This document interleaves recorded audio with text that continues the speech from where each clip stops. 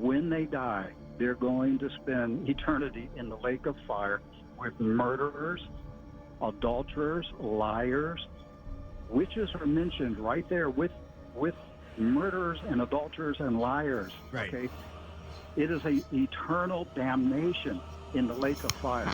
You don't play games with witchcraft.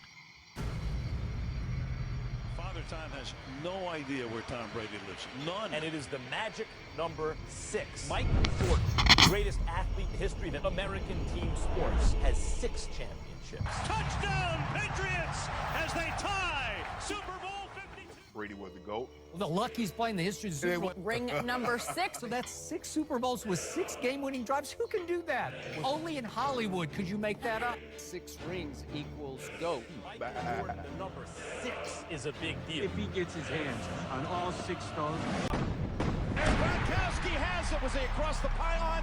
Yes, he was. Speak of the devil, and he shall appear. Any superstitions going into the game?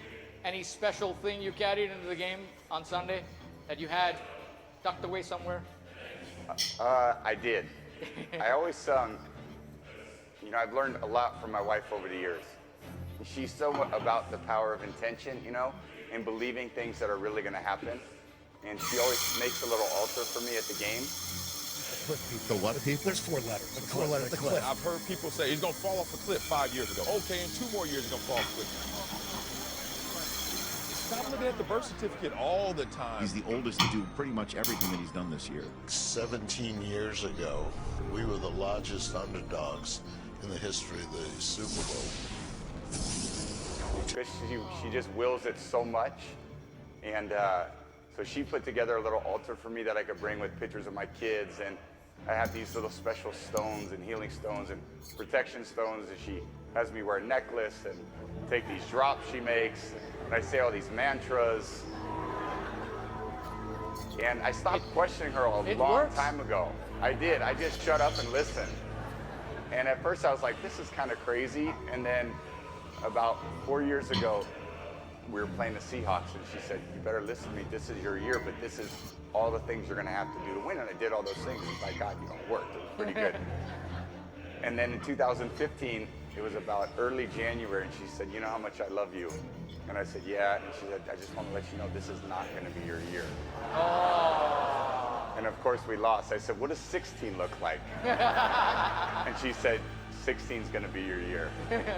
So it was early January this year, and I said, babe, asking, like, do we have a chance? And she said, yeah, but you're going to have to do a lot of work, and you're really going to have to listen to me.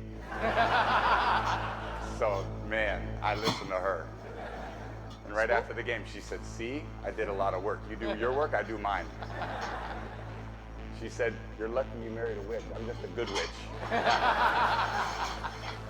So you believe in witches. You believe there are witches in our presence, both good and bad, that are living with us right now. Is that fair to say? Yes, there are witches, but they're all bad. There's no such thing as a good witch. What leads you to think, Rick, that Giselle, Brady's wife, is a witch? Well, Tom Brady said she's a witch. You could see the smile on his face talking about his relationship with his wife and the impact. You took that to mean that she is somehow talking to demonic figures and is a witch? Everything that Mr. Brady described his wife doing is paganism, it is witchcraft. What he described was witchcraft, and he said, my wife is a witch. He said, his wife said, you married a witch. You married a good witch. Yeah.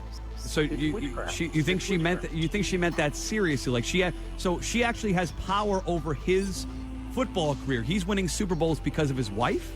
But he himself is attributing his to witchcraft.